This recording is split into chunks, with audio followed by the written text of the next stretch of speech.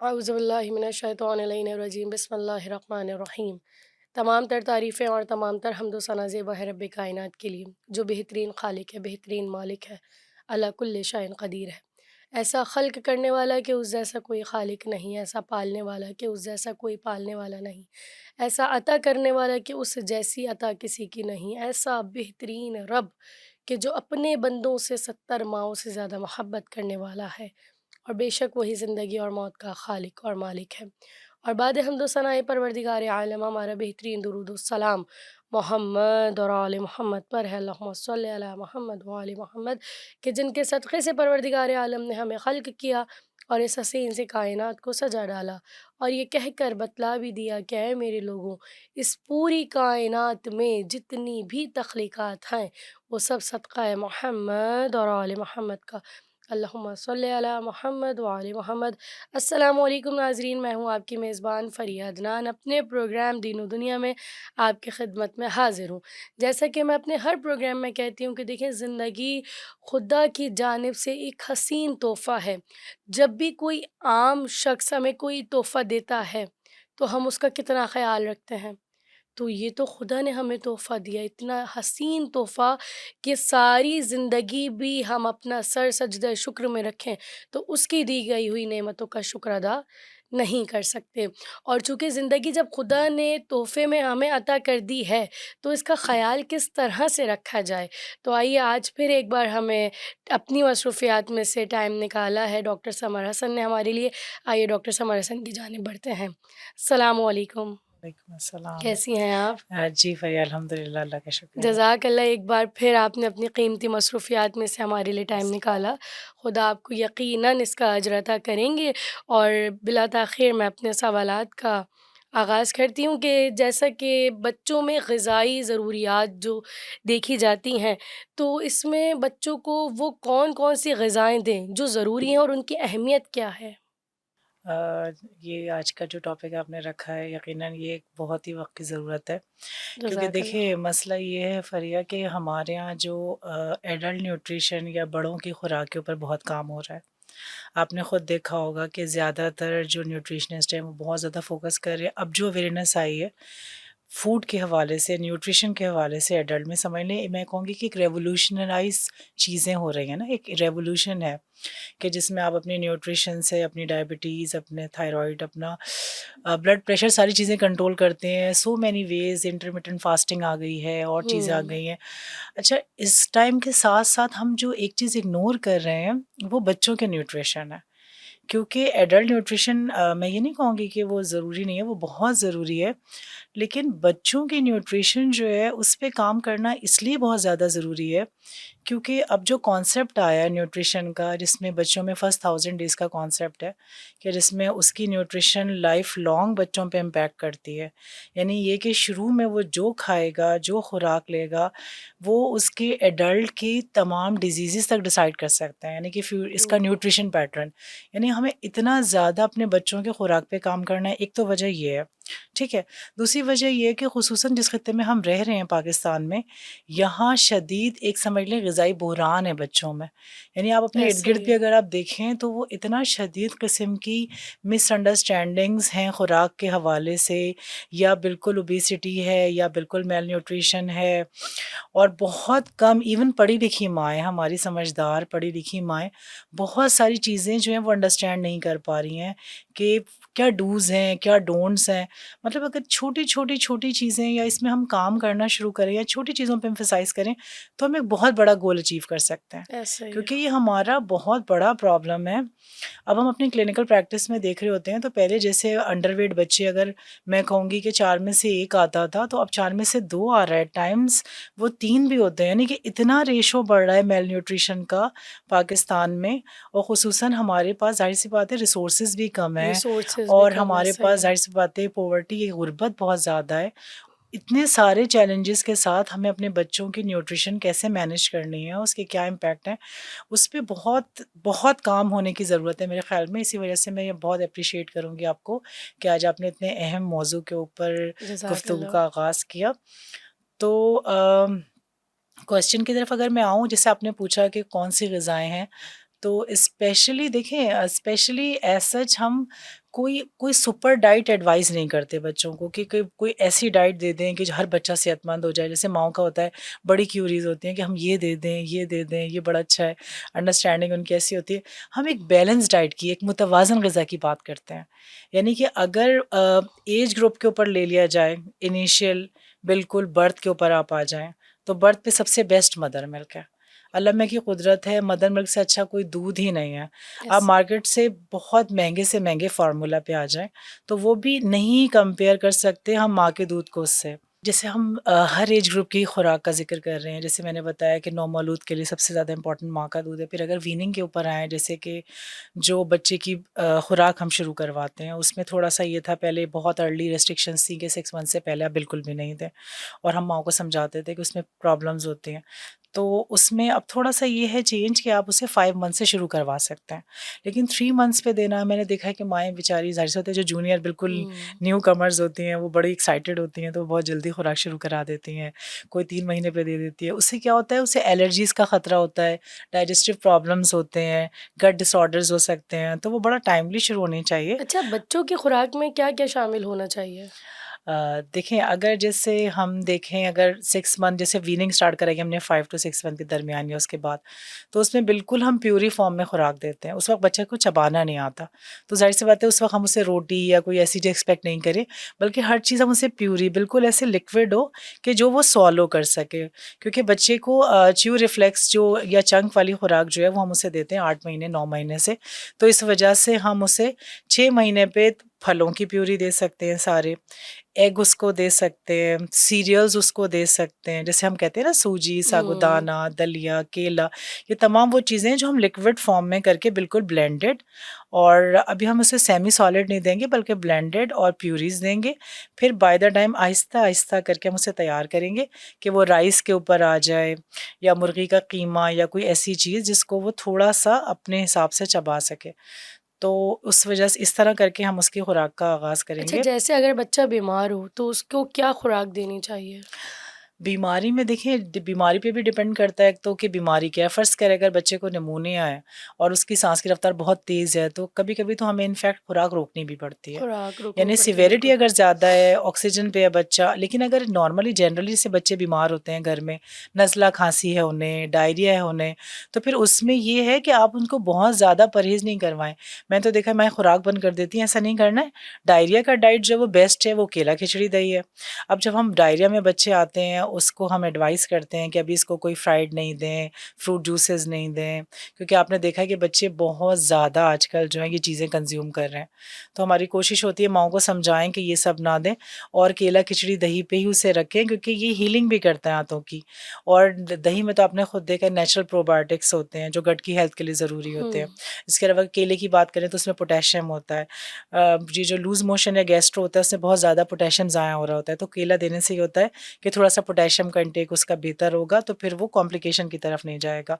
तो इसी तरह अगर आप आ जाएँ, जैसे टॉन्सिलाइटिस है या सोर थ्रोट है, तो उसमें तो वैसे ही बच्चे को डिफ़िकल्टी हो रही होती है खाने में, तो उसे भी सॉफ्ट डाइट अगर दें तो अच्छा है। इस दौरान उसे बहुत ज़्यादा खट्टी चीज़ें या बहुत ज़्यादा स्वीट चीज़ें या बहुत कोल्ड, इस तरह की चीज़ें, जो वो फिर इरिटेट हो जाएगा बच्चा ना, और थ्रोट इरिटेट होगा तो फिर उसे, और या हार्ड चीज़ें हैं कोई, तो फिर वो उससे नहीं खाया जाएगा। तो कोशिश करें कि उसमें सॉफ्ट डाइट का इस्तेमाल करें। तो वो डिज़ीज़ टू डिज़ीज़ जैसे वेरी करता है कि अगर जिस तरह की बीमारी है उस हिसाब से अगर आप परहेज़ कराएँ, या अगर बहुत मामूली सा मसला है तो उसमें कोई ख़ास परहेज़ कराने की ज़रूरत नहीं सही, है। जैसे कि आपने अभी बच्चे की ग़िज़ा की बात की कि बच्चों को क्या-क्या ग़िज़ाएँ देनी चाहिए, तो और आपने मदर मिल्क की भी बात की। तो जब माँ बीमार हो तो क्या वो बच्चे को फ़ीड करा सकती है? जी, सवाल बहुत ज़्यादा पूछा जाता है, क्योंकि लोगों की अंडरस्टैंडिंग ये होती है कि अगर माँ को नज़ला है तो बच्चे को नज़ला शायद मदर फीड की वजह से होगा, या बहुत कॉमन जो हमसे समझ लें एक फ्रीक्वेंटली आस्क्ड क्वेश्चन है वो ये है कि माँ को कब्ज़ है तो बच्चे को कब्ज़ हो सकता है, माँ को डायरिया है तो बच्चे को डायरिया हो सकता है। देखिए, ह्यूमन मिल्क से ट्रांसफ़र हो नहीं होती हैं तमाम चीज़ें। अगर बच्चे को नज़ला माँ की वजह से डेवलप हुआ है, तो वो अगर माँ छींक रही है, खाँस रही है, तो इस तरह वायरस ट्रांसमिट होगा। उसमें हम दूध नहीं रोकेंगे। देंगे माँ का। इसी तरह कॉन्स्टिपेशन ऐसी डिज़ीज़ नहीं है कि जो माँ से बच्चे को लग जाए, तो ऐसा कुछ भी नहीं है। मैंने देखा है बहुत माएँ रिलक्टेंट होती हैं, कॉन्स्टिपेटेड माएँ जो होती हैं, वो कहती हैं कि नहीं ये हमारी वजह से कब्ज़ का शिकार हो जाएगा। तो उनकी काउंसलिंग करनी होती है कि ऐसा बिल्कुल भी नहीं है। मदर फीड बहुत वेरी मिनिमम कॉन्ट्राइंडिकेशंस हैं मदर मिल्क की। और यूजुअली तमाम बीमारियों में हम माँओं को समझाते हैं कि आप इसको अपना दूध पिलाएँ, इसलिए क्योंकि आपके दूध से बेहतर नहीं है और फिर उसकी बीमारी के चांसेस इनफैक्ट जब ज़्यादा बढ़ जाएँगे, जब बच्चा दूध अगर हम उसका ख़त्म करवा देंगे माँ का। हुँ। अदरवाइज़ अगर हम दूध कंटिन्यू कराएँगे तो इनफैक्ट बीमारी नहीं लगेगी, बल्कि अगर वो बीमार है तो उसमें भी वो जल्दी कवर करेगा, क्योंकि मदर मिल्क में एंटीबॉडीज़ हैं, इस तरह की प्रॉपर्टीज़ हैं कि वो डिज़ीज़ में भी उसकी हेल्प करेंगी। सही। अच्छा, इसी के साथ मोटापा क्या है? क्या मोटापा मेलन्यूट्रिशन की किस्म है? बिल्कुल, आपने ये बहुत ही अच्छा सवाल किया। असल में हो ये रहा है कि हमारे यहाँ जो एक शुरू से कॉन्सेप्ट है ना कि बच्चा बड़ा सेहतमंद, मोटा-ताज़ा है, तो समझा जाता है कि इसकी सेहत बहुत अच्छी है। यही अंडरस्टैंडिंग आपने देखी ऐसे होगी, ही। और एक बच्चा जो है वो ऑल्दो वो अपना ऑप्टिमम अपना बर्थ वेट हाइट गेन कर रहा है, लेकिन लोगों की अंडरस्टैंडिंग ये होती है कि उसके मुकाबले में अगर 2 साल का एक बच्चा 12-13 केजी का है और अप टू स्टैंडर्ड उसने हाइट वेट गेन किया है, और उसके मुकाबले में एक बच्चा है जो 20 केजी का है और वो बड़ा ओबीस है, बड़ा चबी है, तो लोग कहेंगे कि ये बच्चा तो बहुत सेहतमंद है, और उसकी माँ को समझाएंगे कि देखो तुम भी अपने बच्चे को कुछ खिलाओ पिलाओ। तो हमें ये थोड़ा-सा चीज़ें क्लियर करनी है कि देखें ये भी एक मेल न्यूट्रिशन है। मेल न्यूट्रिशन का क्या मतलब है? यानी कि खुराक इम्प्रॉपर दी जा रही है, या तो कसरत से दी जा रही है बहुत ज़्यादा, या कम दी जा रही है। तो ऐसे बच्चे लेटर ऑन लाइफ में जाके बहुत सफ़र करते हैं। उनको बहुत ज़्यादा चांसेस होते हैं कि अगर वो चाइल्डहुड ओबेसिटी का शिकार हो गए हैं, तो वो लेटर ऑन लाइफ में बहुत सारे प्रॉब्लम्स लाइक ब्लड प्रेशर है, इसके अलावा डायबिटीज़ है, हाइपोथायरॉयडिज़्म की इश्यूज़ हैं, यानी बहुत सारे ऐसे, मतलब हम एक बात करते हैं मेटाबॉलिक सिंड्रोम की। उसका मतलब ये होता है कि बहुत सारी चीज़ें ओबेसिटी रिलेटेड होती हैं, कि जो मोटापे की वजह से डेवलप होती हैं या फिर मज़ीद वर्स होती हैं अगर डेवलप हो जाती हैं। तो इस वजह से ये समझाना ज़रूरी है माँओं को कि हम ये नहीं कह रहे कि आप उन्हें भूखा कर दें, और लेकिन थोड़ा रैशनलाइज़ करें। फिर जब हम ऐसे बच्चों की हिस्ट्री लेते हैं, तो हमें पता ये चलता है कि बच्चा बहुत ज़्यादा जंक ले रहा होता है, हुँ। बहुत ज़्यादा वो जो है ऐसी चीज़ें ले रहा होता है जिनका कैलोरी का जो कंटेंट है वो बहुत हाई है, ऑल्दो चाहे न्यूट्रिशन का नहीं है। यानी कि वो बहुत अच्छी सोर्स प्रोटीन की नहीं ले रहा, वो बहुत फ्राइड ले रहा है, बहुत कुक ओवर कुक्ड बाज़ार की चीज़ें। इसके अलावा ऐसे बच्चे ड्रिंक्स बहुत ले रहे होते हैं, आपको पता है कोल्ड ड्रिंक्स और ये तमाम ऐसे चीज़ें, ही। बेकरी आइटम्स हैं, यानी वो हेल्दी नहीं ले रहा होता। वो बच्चा खा रहा होता है जंक, उसके बाद वो वेट गेन कर रहा होता है, ओबीस हो रहा होता है। हमारी अंडरस्टैंडिंग ये होती है कि बच्चा बहुत अच्छा जा रहा है, अपने हिसाब से, अपनी उम्र के हिसाब से भी डबल लग रहा है, बड़ा-बड़ा लग रहा है। तो यहाँ पे भी हमें ये बात एड्रेस करनी पड़ेगी कि ऐसे बच्चों को हमें टाइमली इंटरवीन करना होता है और बताना होता है कि अब आप इसकी खुराक को रैशनलाइज़ करें। यानी उसकी फीडिंग हैबिट, और आपको पता है ये बहुत चैलेंजिंग काम है। बहुत इसलिए ज़्यादा। क्योंकि एक दफ़ा जब बच्चा कर लेता है ना डेवलप, आपको भी आइडिया होगा, उसका ख़त्म करवाना सबसे पहले तो माँओं की अंडरस्टैंडिंग, माँओं को ये समझाना कि चीज़ें गलत हैं, क्योंकि उनके दिमाग में होता है कि मेरे बच्चे की सेहत तो इसी से अच्छी हो रही है, मैं इसी बंद से करूँगी अच्छी। तो क्या होगा? तो सबसे पहले माँओं को समझाना, उनकी काउंसलिंग, उनको सही खुराक का बताना। फिर दूसरे फ़ेज़ में हमें ये करना होता है कि हमें बच्चों को तो ज़ाहिर-सी बात है इस एज में नहीं होते समझाएँ, लेकिन उनको थोड़ी-थोड़ी चीज़ें ऐसी न्यूट्रिशन उसकी रिप्लेसमेंट में देनी होती हैं। यानी कि वो थोड़ा-सा फ्लेवर भी हो जिसमें, तो और उसके अलावा वो टॉलरेट भी आसानी से कर लें और उसकी कैलोरी भी इतनी ज़्यादा ना हो। जी नाज़रीन, यहाँ पर वक़्त हुआ एक छोटे से ब्रेक का, मिलते हैं ब्रेक के बाद। जी नाज़रीन, हम ब्रेक से वापस आ चुके हैं। जैसा कि आपने देखा, ब्रेक पे जाने से पहले डॉक्टर समर हसन साहिबा ने बच्चों के बारे में बहुत बेहतरीन गुफ्तगू की कि बच्चों को क्या देना चाहिए, कौन-सी ग़िज़ाएँ देनी चाहिए, कौन-सी ग़िज़ाएँ ऐसी हैं जो बच्चों के लिए मुज़र सेहत है। आइए दोबारा डॉक्टर साहिबा की जानिब बढ़ते हैं।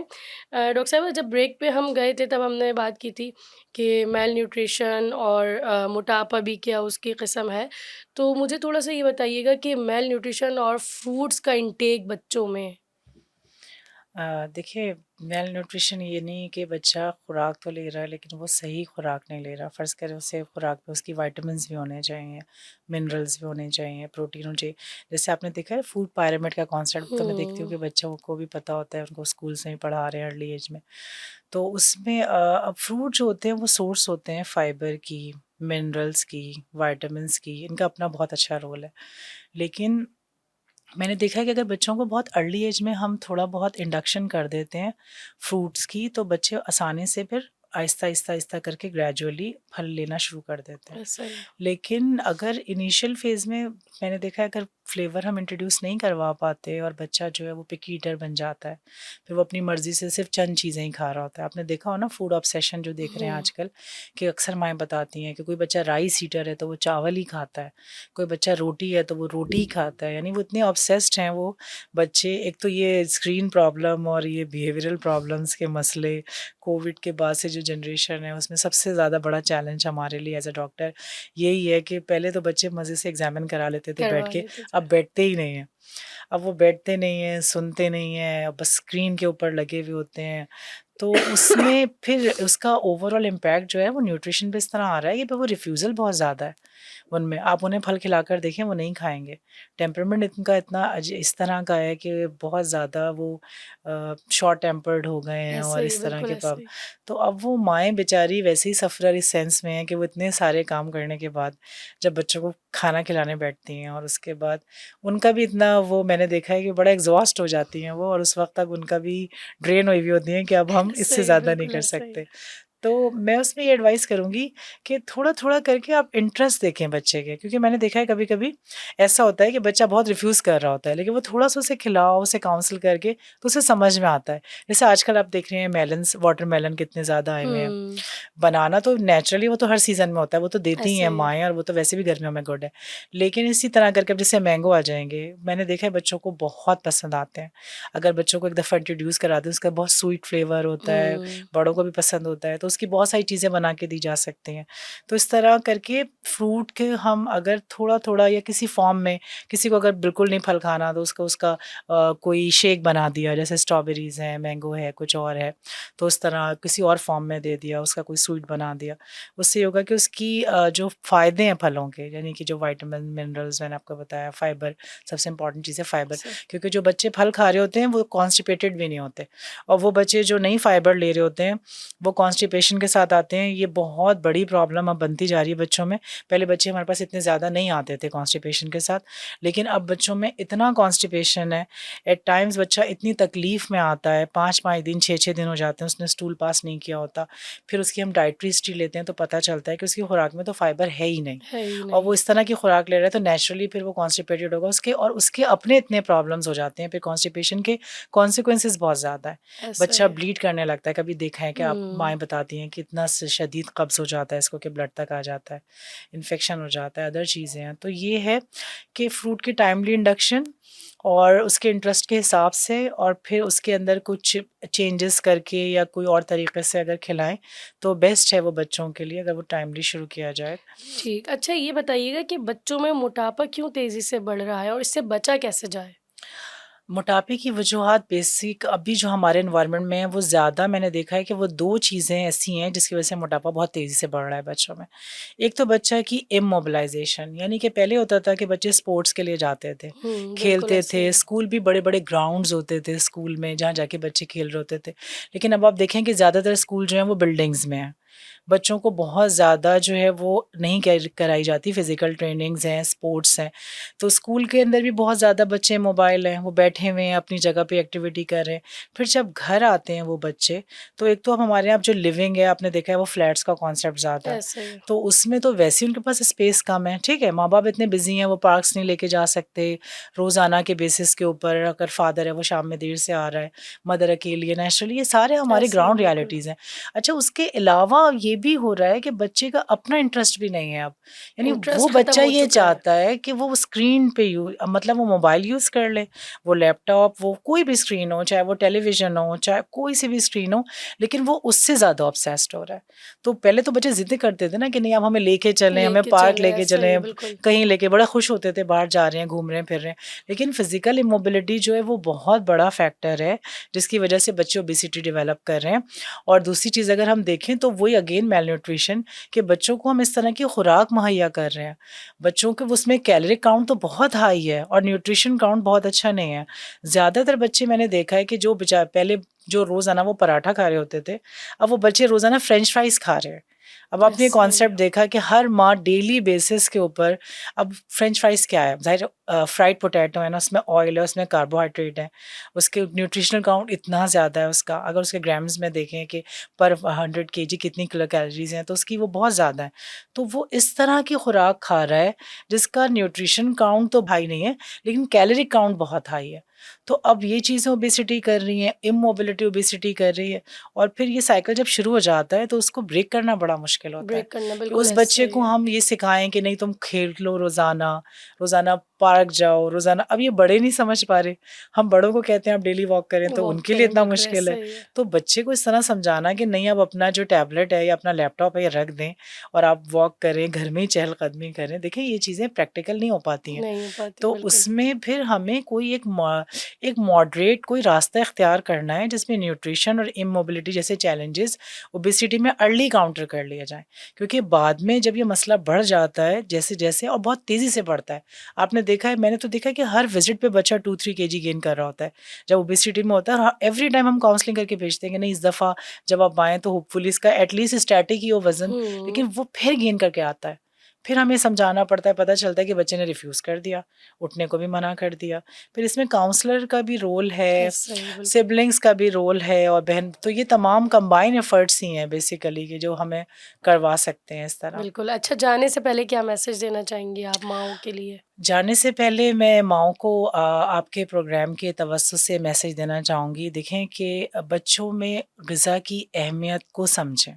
बिल्कुल। ये एक बहुत ज़रूरी चीज़ है, चाहे आपकी एजुकेशन बेसिक है, चाहे आप बहुत क्वालिफ़ाइड हैं, लेकिन न्यूट्रिशन के हवाले से अंडरस्टैंडिंग आपकी बहुत ज़रूरी है। बच्चे को क्या खिलाना है, किस वक़्त खिलाना है, किस क्वांटिटी में खिलाना है, उसके क्या-क्या न्यूट्रिशनल इम्पॉर्टेंट चीज़ें हैं जो उसकी खुराक में मिस हो रही हैं, वो फूड ग्रुप्स सारे वो इंड्यूस करने हैं, क्योंकि इसके अलावा आपके पास ऑप्शंस नहीं हैं। अगर आप एक मेल न्यूट्रिशन का शिकार आपका बच्चा हो जाता है, डॉक्टर के पास जाता है, इस स्टेज पे चला जाता है कि फिर उसे जाना पड़ता है अल्टीमेटली डॉक्टर के पास या न्यूट्रिशनिस्ट के पास, तो वो चीज़ ज़्यादा आपके लिए मुश्किल हो जाएगी। और अगर आप इस चीज़ को अर्ली एड्रेस करेंगी, टाइमली एड्रेस करेंगी, तो ये चीज़ें बहुत आसानी से छोटे-छोटे मसलों के तौर पे अगर इसको लेके अर्ली इसकी अगर रिमेडिएशन किएँगे, तो वो जल्दी से बच्चा कवर होगा। जज़ाकल्लाह, बहुत शुक्रिया, आपने अपनी कीमती मसरूफ़ियात में से हमारे लिए टाइम निकाला। खुदा आपको इसका अजर अदा करेंगे। जी नाज़रीन, अब इसी के साथ अपनी मेज़बान फ़रिया अदनान को इजाज़त दीजिए। मिलेंगे नए प्रोग्राम में नए मेहमान के साथ, जब तक के लिए अल्लाह हाफ़िज़। फ़ी अमानिल्लाह।